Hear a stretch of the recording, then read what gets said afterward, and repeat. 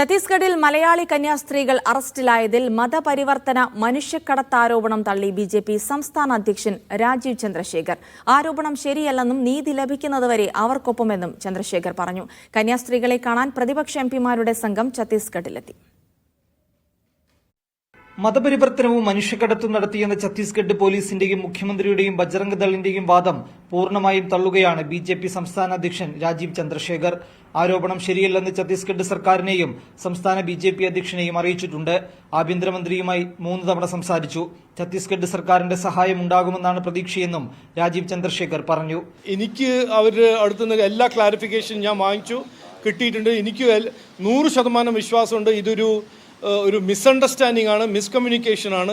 വിശ്വാസപൂർവ്വം ജീവിക്കാനുള്ള സ്വാതന്ത്ര്യം വിലക്കുന്നുവെന്ന് K Radhakrishnan M P പ്രതികരിച്ചു. തങ്ങൾക്ക് ഇഷ്ടമുള്ളത് നടപ്പിലാക്കുമെന്നുള്ള ഹുങ്കും അഹങ്കാരവുമാണ് ഇതിലൂടെ വ്യക്തമാകുന്നത്. അങ്ങനെ വിശ്വാസ പ്രമാണങ്ങൾക്കനുസരിച്ചുകൊണ്ട് ജീവിക്കാനുള്ള സ്വാതന്ത്ര്യത്തെയാണ് ഇവിടെ നിഷേധിക്കപ്പെടുന്നത്. അതുകൊണ്ട് തന്നെ അതിനെ ശക്തമായി ചോദ്യം ചെയ്യപ്പെടേണ്ടതാണ്. ബിജെപി സംസ്ഥാന ജനറൽ സെക്രട്ടറി അനൂപ് ആന്റണി ഛത്തീസ്ഗഡ് ആഭ്യന്തരമന്ത്രിയുമായി ചർച്ച നടത്തി. യുഡിഎഫ് സംഘത്തിൽ NK പ്രേമചന്ദ്രൻ, ഫ്രാൻസിസ് ജോർജ്, ബെന്നി ബെഹനാൻ എന്നിവരും ബൃന്ദ കാരാട്ടിന്റെ നേതൃത്വത്തിലുള്ള ഇടത് പ്രതിനിധി സംഘത്തിൽ എംപിമാരായ K Radhakrishnan, Jose K Mani, AA Rahim, PP Suneer എന്നിവരുമാണ് ഛത്തീസ്ഗഡിലെത്തിയത്. പാർലമെന്റിൽ വിഷയം ചർച്ച ചെയ്യണമെന്നാവശ്യപ്പെട്ട് നൽകിയ നോട്ടീസുകൾ തള്ളി. മീഡിയ 1 ഡൽഹി.